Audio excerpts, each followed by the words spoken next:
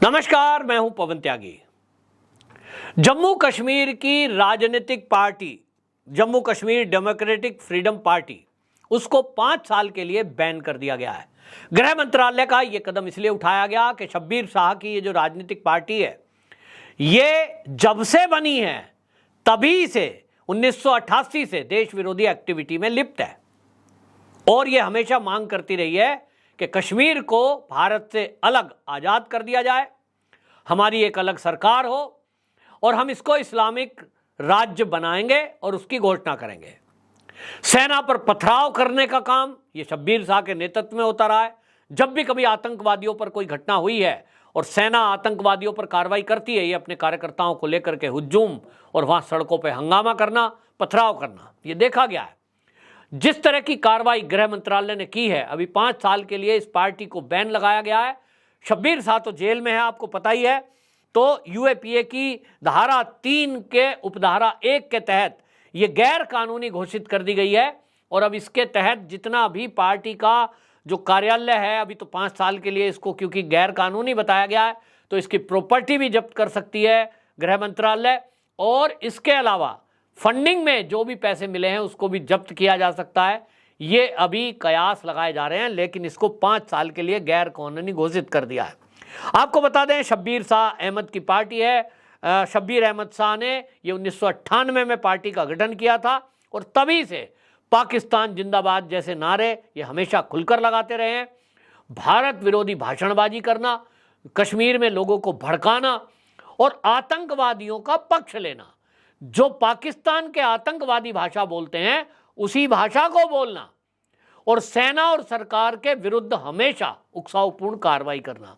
देश विरोधी कार्रवाई करने के कारण कई बार इन पे सवाल उठे हैं, कई बार नजरबंद किया गया है, लेकिन सख्त कार्रवाई कभी नहीं हुई। मोदी सरकार आई तो मोदी सरकार ने आने के बाद ही तत्काल इस पर एक्शन लिया और आपको बता दें 25 जुलाई 1917 को इसका पूरा खाका ब्यौरा खंगाला गया।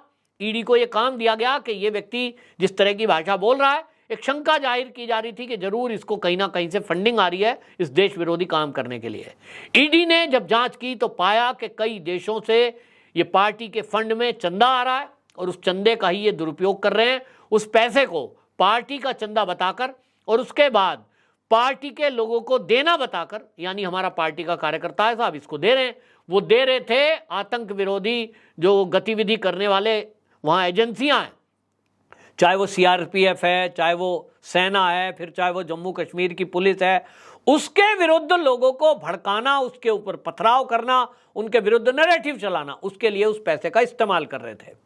पत्थरबाजी की घटना जितनी भी हुई हैं उसमें आप सुन रहे होंगे कि जो पत्थरबाज हैं वो स्कूल में जाने वाले छोटे छोटे बच्चे भी पत्थर चला रहे हैं, उनके बैग में पत्थर है और ये कहा जाता था कि 500 रुपए पर डे के हिसाब से उनको दिया जा रहा है। तो अब ये पता लगता है कि इनकी पार्टी के जो कार्यकर्ता हैं वो लोग गली मोहल्ले में इस तरह के लोगों को तलाश करते हैं, फिर उनको पैसा देते हैं और उनसे ये काम करा रहे थे। सेना पे पथराव करो, पुलिस पे पथराव करो, अर्धसैनिक बलों को बदनाम करो। तो अब इसको पहले ईडी ने पूरे खजाने को खंगाला, इनके पैसे देखे गए कहां से आए हैं और इसके बाद इनको गिरफ्तार कर लिया गया। तो आपको बता दें ये मनी लॉन्ड्रिंग के केस में जेल के अंदर बंद है और इस समय ये जो है धारा लगाई गई है यूएपीए की धारा, जैसे मैंने बताया 3 की धारा उपधारा 1 और आईपीसी 1860 के तहत, आर्म एक्ट के तहत और रणवीर दंड संहिता 1932 के तहत इनके खिलाफ कार्रवाई की गई है। बहुत सख्त कार्रवाई मानी जा रही है, लेकिन कानून के जानकारों की अगर मैं बात करूं और जो कश्मीर के लोग हैं उनका कहना यह है कि मोदी जी इतनी नरमी क्यों बख्श रहे हैं। इनके तो तत्काल जैसे आपने जेल में डाला है, बाकी कार्यकर्ताओं को भी उठा के जेल में डालिए और इस पार्टी को बैन करिए और इसकी प्रॉपर्टी को जब्त करिए। अब सरकार ऐसा क्यों नहीं कर रही है? क्योंकि आप देखें कि यदि जैसे ही ये कार्रवाई होगी, अभी भी जो राजनीतिक दल हैं वहाँ, महबूबा मुफ्ती हो गई, चाहे वो नेशनल कॉन्फ्रेंस के फारूक अब्दुल्ला हो गए, ये क्या बोल रहे हैं और इसमें कांग्रेस भी सुर में सुर मिलाती है। जिस भी राजनीतिक दल के किसी नेता पर कोई भी अपराध पर ये मोदी सरकार कार्रवाई कर रही है, बस एक सुर में ये कहने लगते हैं, जैसा मैंने पहले भी कहा है, मोदी जी डर गए हैं, 2024 में मोदी जी हार रहे हैं और इसलिए जो विपक्षी दल हैं उन पर ये हमला कर रहे हैं। कोई ये नहीं कहता, कोई ये नहीं पूछता कि भाई इस देश के अंदर हजारों राजनीतिक पार्टियां हैं, तो मोदी जी सबसे डरते, या तो सबको जेल में डालते, या फिर किससे डर गए? ये कौन सी बात ठीक है? क्या इस देश में कोई राजनीतिक दल का नेता या राजनीतिक पार्टी देश विरोधी एक्टिविटी करे तो उस पर कार्रवाई ना हो कि भाई मुझे लोग बदनाम करेंगे? भाई कश्मीर के अंदर की अगर बात कर दूं तो कश्मीर में अगर प्रमुख पार्टियों की बात भी करूं तो 1 दर्जन से अधिक प्रमुख पार्टियां हैं। सबको तो बैन नहीं किया केंद्र सरकार ने। हाँ, ये बात जरूर है, महबूबा मुफ्ती को कई बार नजरबंद, हाउस अरेस्ट किया गया है। क्यों किया गया है? जब जब किया जाता है तब तक वो ऐसी भाषा बोल देती हैं जिससे कि कश्मीर का माहौल खराब हो। अब आप सोचिए, कश्मीर में सेना पर प्रहार कर रहे हैं, उनको वहां बम से उड़ा दे रहे हैं, और अगर कोई कार्रवाई करे तो कह रहे हैं भटके हुए बच्चे हैं, बेरोजगार हैं साहब, इनके पास काम नहीं है, पढ़े लिखे नहीं है, इसलिए आतंकवादी बन जाते हैं, सरकार ने नौकरी नहीं दी। तो भाई इस देश में जितने बेरोजगार हैं तो फिर क्या वो सभी हथियार उठा लें? ये नेता कैसी भाषा बोलते हैं? भटके हुए बच्चा क्या होता है? बच्चा तो होता है 5 साल का, ज्यादा से ज्यादा 10 साल का।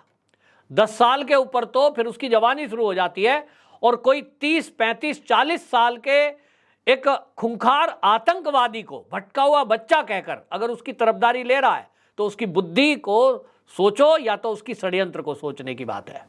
और यह हमेशा से इस तरह के राजनीतिक दल बात करते रहे हैं, अब इन पर कार्रवाई होना शुरू हुई है। तो अब एक सुर में ये सारे के सारे एक ही बात बोलेंगे, मोदी जी डर गए, पार्टियों को बैन किया जा रहा है। भाई मोदी जी अभी वो कार्रवाई नहीं कर रहे हैं जो इंदिरा गांधी किया करती थी। अभी तक सारा विपक्ष जेल के अंदर बंद होता, लेकिन मोदी ऐसा नहीं करते हैं।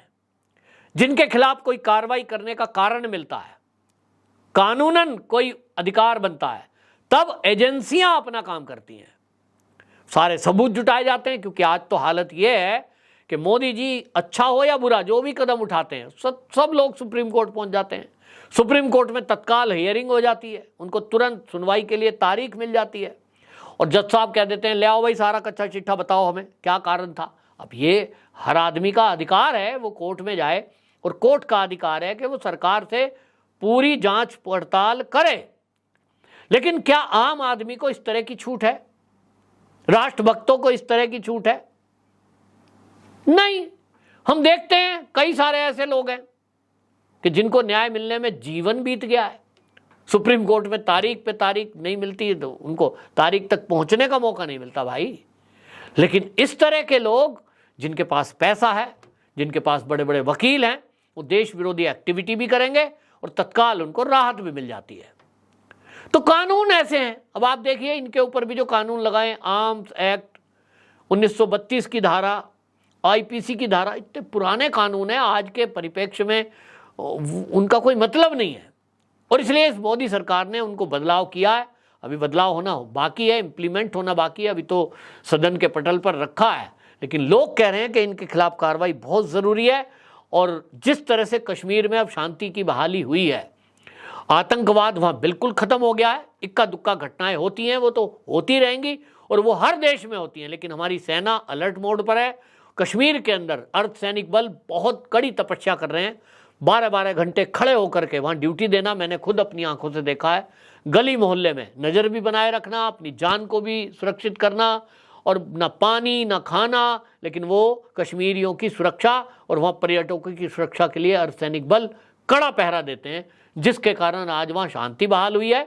लेकिन इन नेताओं को ये शांति पसंद नहीं आ रही, और इसलिए कांग्रेस समेत पूरा विपक्ष हमेशा इस तरह का राग अलापता रहेगा। हालांकि राहुल गांधी, सोनिया गांधी, पिछले दिनों आपने देखा प्रियंका गांधी वाड्रा, ये सब बर्फ में खेल के आए, झील में घूम के आए, और कह रहे थे साहब यहाँ तो सब कुछ ठीक है। ये तभी हो पाया है जब मोदी जी की सरकार है। तो अब ये जो कड़ी कार्रवाई हुई है, इस तरह से अभी ये लोग कह रहे हैं देश के कि जो भी इस तरह की देश विरोधी एक्टिविटी करे, मोदी जी तत्काल उठाकर उसको इसी तरह बैन करो, प्रॉपर्टी जब्त करो, और जो देश विरोधी एक्टिविटी करे उसको तत्काल जेल में डाल दो। बदनाम आपको वैसे भी विपक्ष कर रहा है, तो आप बदनाम की चिंता ना करें, देश मोदी जी के साथ है। 2024 का चुनाव राष्ट्रभक्त वर्सेस राष्ट्रद्रोही इसी तरह से होने वाला है।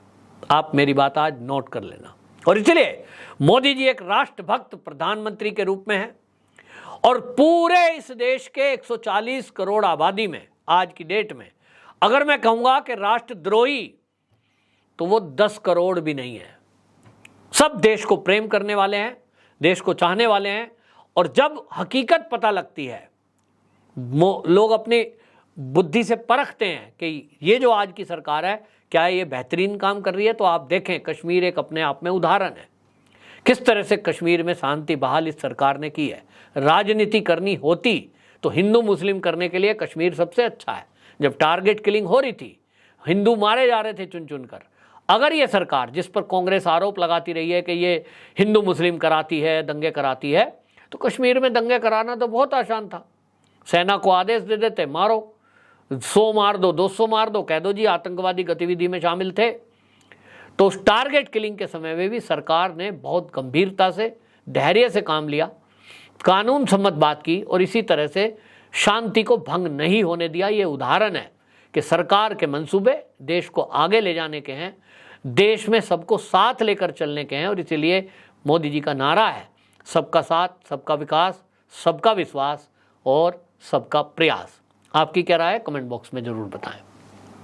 वंदे मातरम।